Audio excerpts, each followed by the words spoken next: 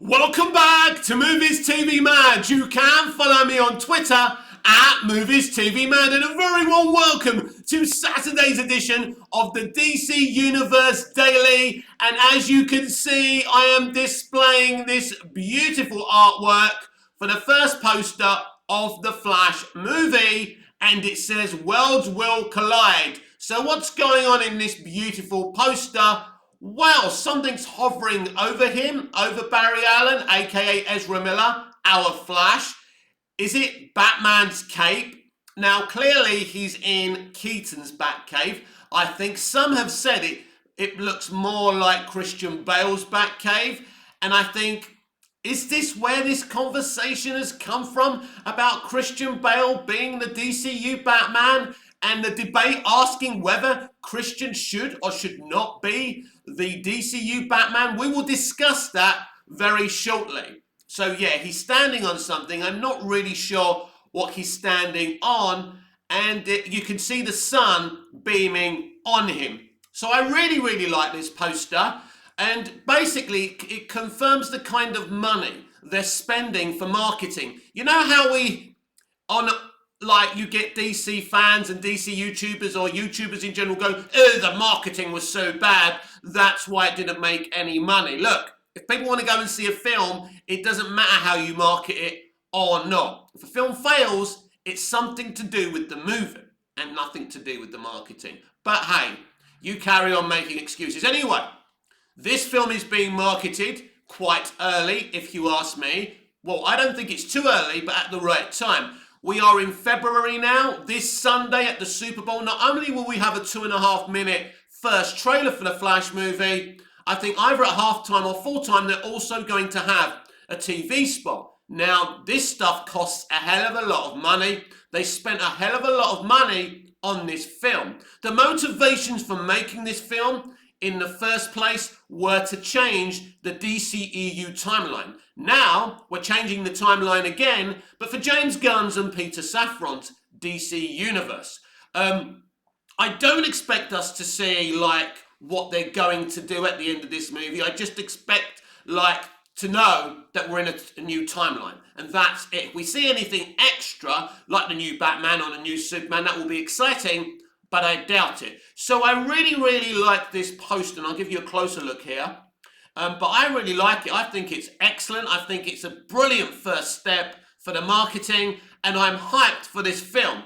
And also, I don't think that Shazam! Fury of the Gods marketing is bad. They've been marketing it for quite some time. So I'm excited for that film, this film, Blue Beetle, and Aquaman and the Lost Kingdom. It's a great poster. So this film has cost a hell of a lot of money to make. As I say, the intentions of it at first were very different to the intentions they have for it now. But the film really hasn't been interfered with, apart from cutting a few bits and pieces at the end and adding the stuff that Gunn and Safran want added. It's still the same movie. Andy Muschietti is excited for this movie to finally be released. Andy Muschietti directed this movie. It was written by Christina Hodson, and it was a little bit written, and this is between you and me in the gatepost, by Ben Affleck. He rewrote his Batman scene, so that's very exciting as well. I think he even helped Christina with some rewriting of the movie as well. That's what I heard on the grapevine. Whether it's true or not, I don't know. So this is still Andy's and Christina's movie, so that's really good, that's really exciting, and that's a great first step for the marketing. So basically, whatever this movie was supposed to do, it's going to do something different now, but it's still the same movie, and it needs to make a hell of a lot of money. Nobody really knows how much this film's actually going to make as well, which is an interesting situation. Some people want it to flop, so they're predicting 300 million globally. Look, I think this film has a huge potential if marketed properly, and we want to see the actors all over the world. I think Michael Keaton's going to be very important. Now, when I've seen him speak about this movie before, he doesn't really look that interested, if you ask me, and that kind of makes me think, what were his motivations of actually doing this film? in the first place? Did he have a good experience making the film? Didn't he? I don't know. But he doesn't really seem that interested when he's talking about the film. So we need some enthusiasm from Keaton and the rest of the cast. Hopefully Ezra Miller helps to market this film. I think we need Ezra Miller because they are a very enthusiastic person. If you've seen him into the, in the road of the Snyder Cut documentary, on the Snyder Cut special features, he's very enthusiastic. We need Ezra Miller to market this film. I don't think he's a problem to market it. Look, some people are just not going to come and watch this movie because of Ezra's alleged conduct. There's nothing anyone can do about that. Some Snyderverse fans are also going to boycott this movie, allegedly. We'll soon find out about that. But there's enough audience globally for this film to be a huge hit. And we will see if people like this film or not. Now on to my next subject today. There's been a huge debate, about I got Michael Keaton in the mind, but on the brain. But Christian Bale. There's been a debate whether or not Christian Bale should be the DC Universe's Batman. Peter Safran's and James Gunn's Batman in DC Universe. Now, I don't know where people plucked this from. I think this debate has been plucked out of people's backsides. I don't think there's any rumours about him coming in. So I really don't understand how this started. Now, one side is saying we want a new Batman. Some people say they would love Christian Bale. Now, I don't understand how it's even possible for Christian to be the DCU's Batman, considering James Gunn has already confirmed the age of Superman and said that his Batman will only be a few years older. I think no older than 30. Well, we know Christian Bale is a lot older than 30. I'm guessing that Christian Bale is approaching 50 if he isn't already 50. So we've already had a Batman in the old DCEU that age. Now, Robert Pattinson is a Batman, I think, in his, mid-30s now? Something like that. I think, something like that, 35, 36, whatever he is, right? So he's not exactly a spring chicken, but he's not an old Batman either. In fact, this is a Batman in his second year in Matt Reeves' universe. So I suppose it would make sense, for balance sake, if the Batman in DC Universe would be a bit older. I don't see that happening, but who knows? Anything's possible. And I don't like to dismiss anything from the entertainment business, because anything's possible and they will do what makes money for them.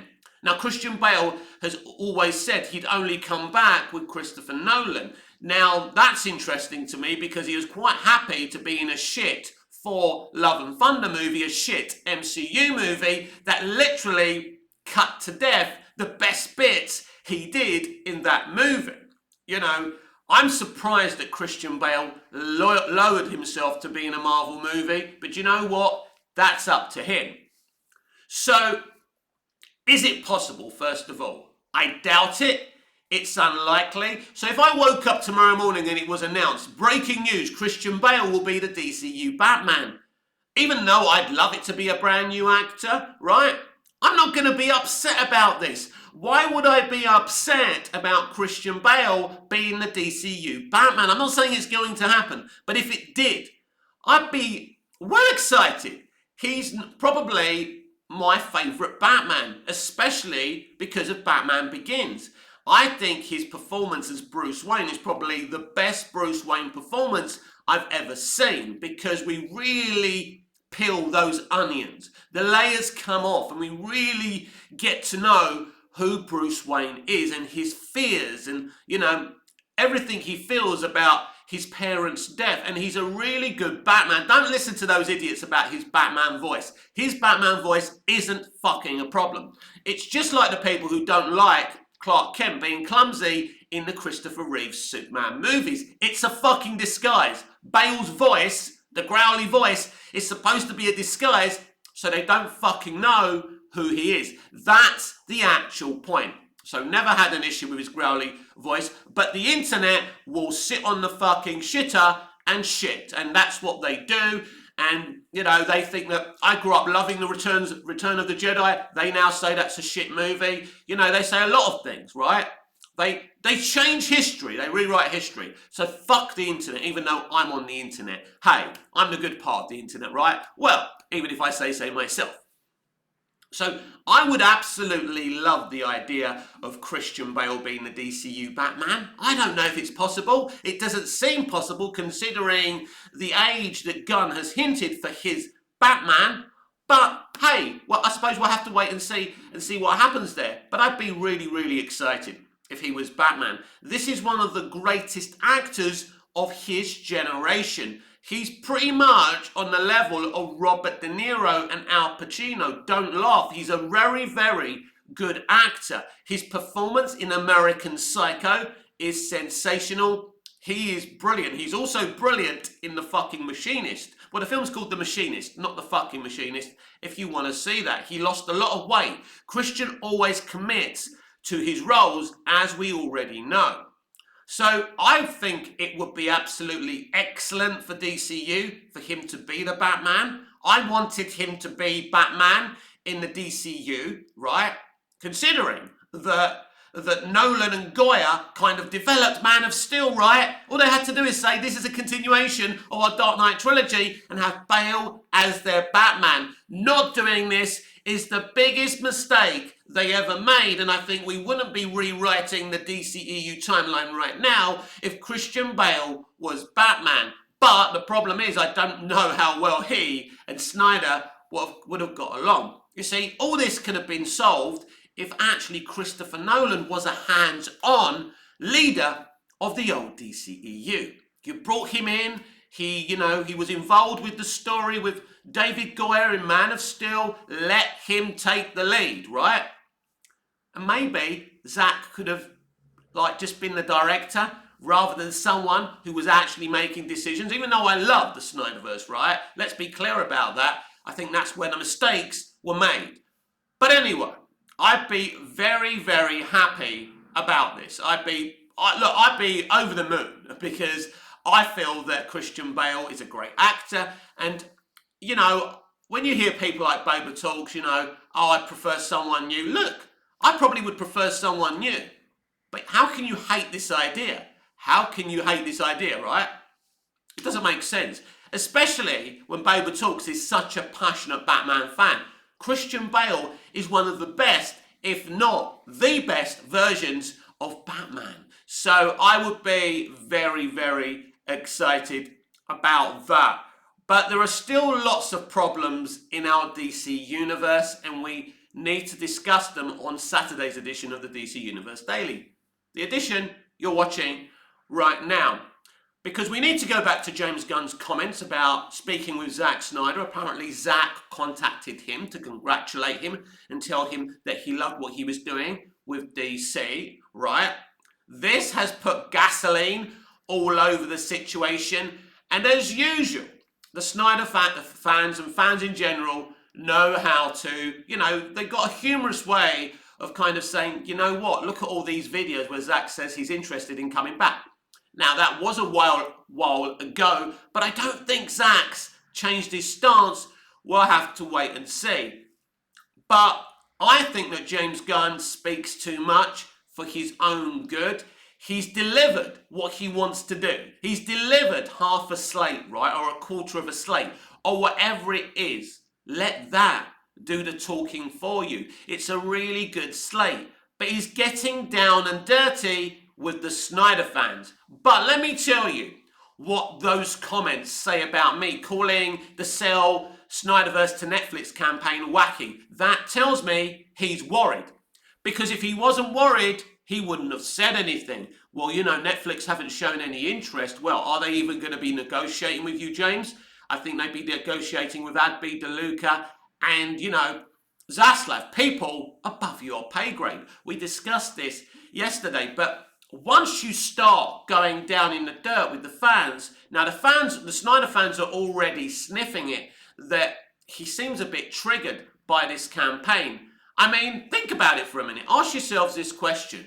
What if this is a peak trend? What if this really hits big? Don't forget, the Snyder fans who launched this, right? People like, is it New Geeks? I think that, they're an account who are really behind this, and lots of other people. And they did a clever thing. They announced the date for this trend over a month ago, I think. That was a clever thing to do. And at first I thought, oh my God, that's such a while away. And I didn't understand why. But tactically, it's really clever because everyone is going to know about this. And we're going to see whether people support this or not. But ask yourselves that question. What happens if this trends high? Now, it wouldn't surprise me if James and Peter or, people at DC Studios actually announce some big news on the same day, which is Valentine's Day, February 14th, just to try and take the attention away from what they're doing. Don't be surprised at that. It's going to be interesting what happens, right? But I don't really understand why James Gunn's actually against this, if you ask me. And people will say, well, Snyder fans have attacked him. He's a businessman. He's a studio man. He's the co-CEO of a studio. What's best for DC? To allow something that would make the studio money to happen, or to, bite his nose off to spite his face. There's money to be made here. Do your thing and allow them to do their thing. At DC Elseworlds or at Netflix if they're interested. By the way, Netflix haven't made one iota of a comment about this. Do you really think that while Zach has been at the Netflix offices, right, or talking to Scott Stuber, who I don't know is still at Netflix, I think a lot of things are changing at Netflix, but you're telling me while he's working on Rebel Moon, there's not the conversation at Netflix, the Netflix people and Zach. Hey, Zach, have you seen what's going on with this Netflix campaign? And I'm sure Netflix have told Zach. Zach will know if Netflix are interested or not because he's working with them. He's in communication with Netflix because he's there, right? He is there. So he would know. And I think if Zach's kind of encouraged this a little bit in the Zach way. He's liked a few things in the past. So I don't think he'd be encouraging this if he didn't feel that Netflix would be interested. I think Netflix, like all streaming services now, are losing subscribers hand over fist. And let me tell you something, bringing Snyder to Netflix was genius by Scott Stuber at Netflix because it's brought a lot of subscribers that are Zack Snyder fans, because it's not just the fact that they want to watch the content or they're actually supporters and stans of this director. It's that if you support Zack Snyder, these fans appreciate you and they have a faithfulness and a loyalty to you. That's the kind of people they are. When we talk about the negative side of the Snyder fans, there is a minority that are very rude, and some of the stuff they're saying about James Gunn, I can't support and I can't go along with that. But they're a minority. But the people supporting the campaign to sell Snyderverse to Netflix are good people. They're encouraging people to do things in a positive light. And they've come on and put the Fire James Gunn hashtag to bed, because that was a shit hashtag. It had no chance of doing anything. It was very negative. It was pointless, right? By the minority of Snyder fans, if they're actually genuinely Snyder fans or if they're just people who like to stir trouble and call people names, I don't know.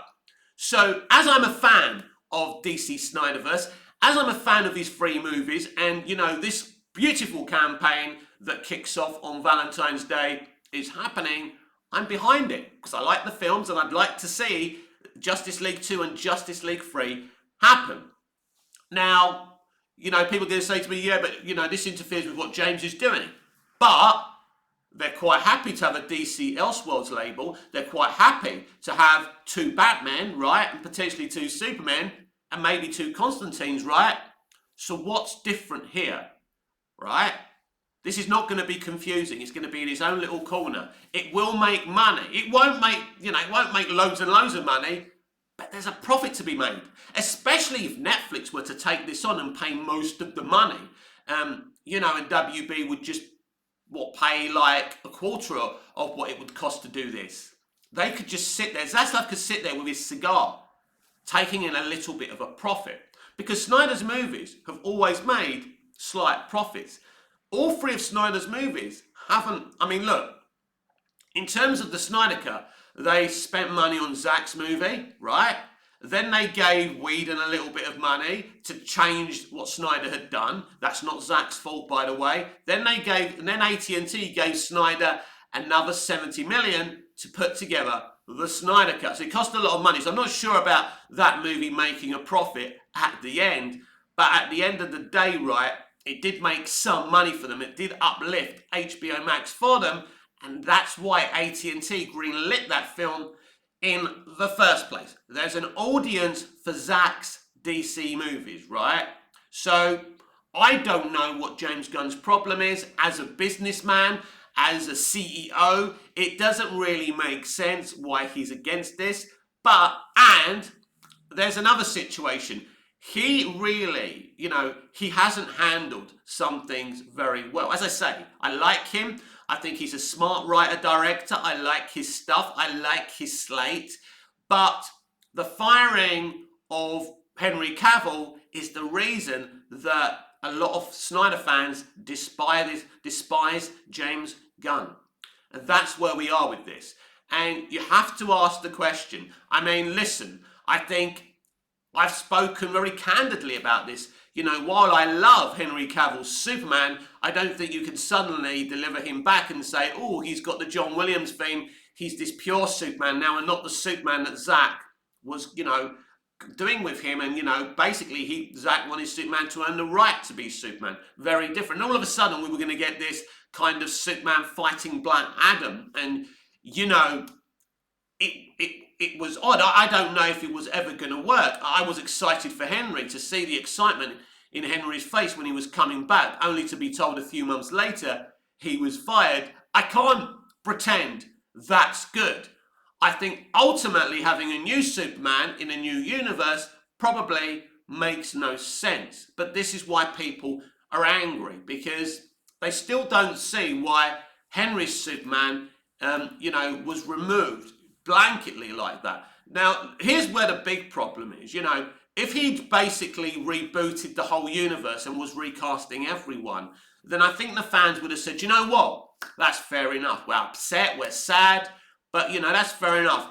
He's getting rid of everyone. But, at this moment in time, he even said when he unleashed his slate that the 4 leads of this year's movies have got a chance of being involved in DC Universe, but not Henry Cavill.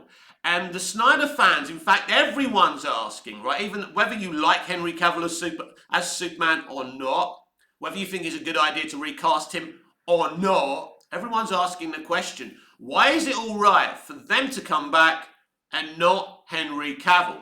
Now, he's come out publicly and said, I think Henry's a nice guy. If he's a nice guy, why are you removing him? Now, he's claiming it's because he wants a younger Superman. Now, the inference here is that him and Peter are planning something out for a decade. So they want a younger Superman. Maybe that's true. Maybe it's not true.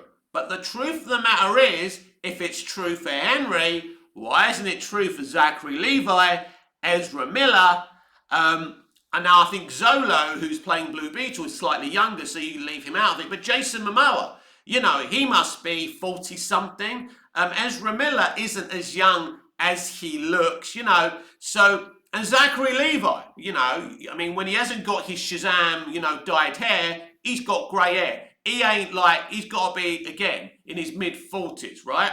So this is the point. If you're saying that Cavill had to be recast for age reasons, then you have to say the same for Zachary Levi and Jason Momoa for sure. So why have they got a future and Henry Cavill hasn't? And this is why the fans are going for James Gunn.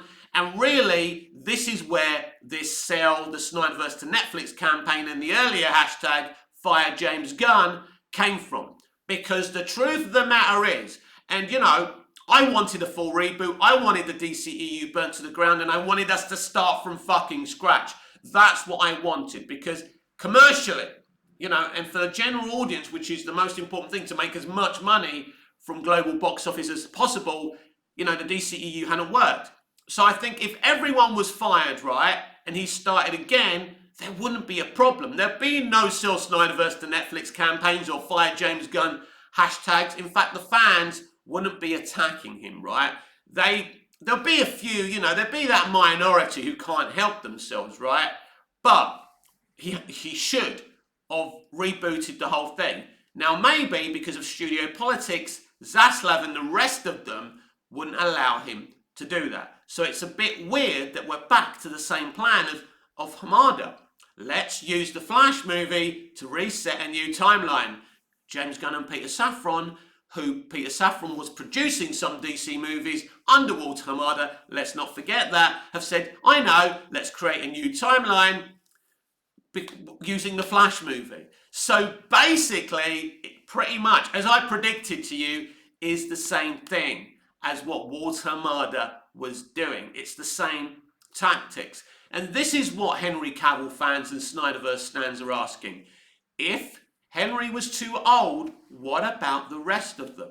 So replacing just Henry Cavill doesn't make sense. And then there's the situation with Gal Gadot, which is extremely odd, right? Because they've been talking about how Superman, Batman, and Wonder Woman are going to be the most important things, and using them to launch the smaller characters from, like the grade Z, and Y and X kind of characters. So if Wonder Woman's so important, why are we getting a Paradise Lost series on HBO Max, saying I'm very excited about, by the way, because it really is great. But it's a great story. But what I'm asking is, where is the Wonder Woman movie? Where's Wonder Woman, right? That kind of brings in a suspicion of its own. Clearly, there's an issue between James Gunn and Gal Gadot. But as usual, he says something like, I've spoken to Gal and she's interested in being involved. Where's Gal? Where's Gal? Zachary Levi has spoken about his excitement for the future. Jason Momoa is very excited about playing more than one character in the future. Xolo hasn't said anything yet, but he will do when he starts promoting Blue Beetle. So everyone's excited. All these four leads, and Ezra Miller hasn't really spoken at all really about this because he's in recovery right now. But the point being, where's Gal Gadot?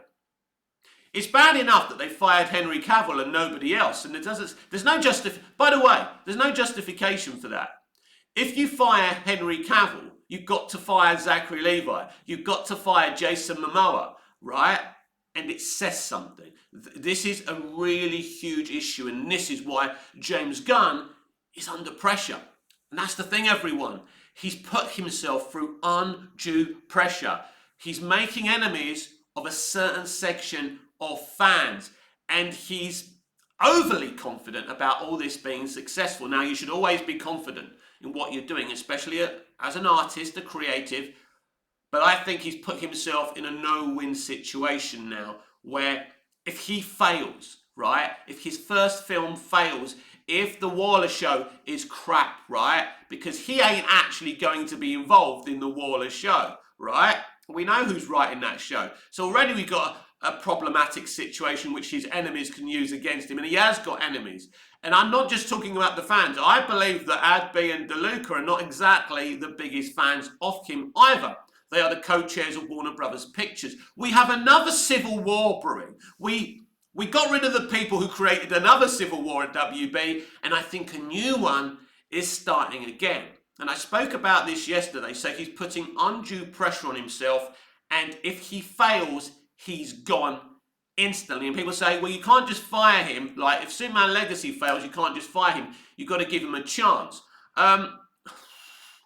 Well, Superman Legacy has to make $1 billion, or at least has to make the Batman money at the very least. And the Batman made good money in a COVID pandemic as well.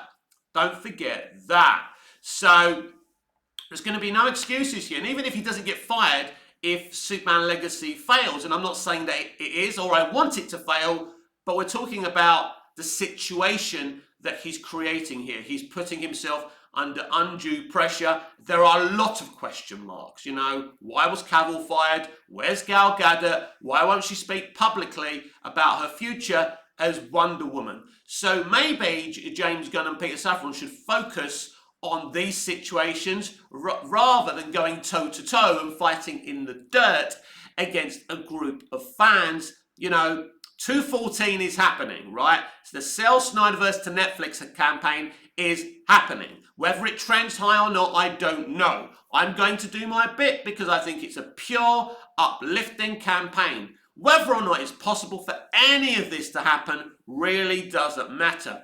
But James Gunn, from the day he fired Henry Cavill and Henry Cavill only, made an enemy of these fans, and that hasn't ended up well for other people who've worked in DC before. The Zack Snyder situation has haunted so many executives at WB in previous leaderships, and it's haunting him too.